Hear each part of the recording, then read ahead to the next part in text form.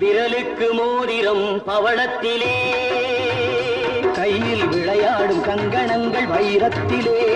முருகன் விரலுக்கு மோதிரம் பவளத்திலே, கையில் விளையாடும் கங்கணங்கள் வைரத்திலே.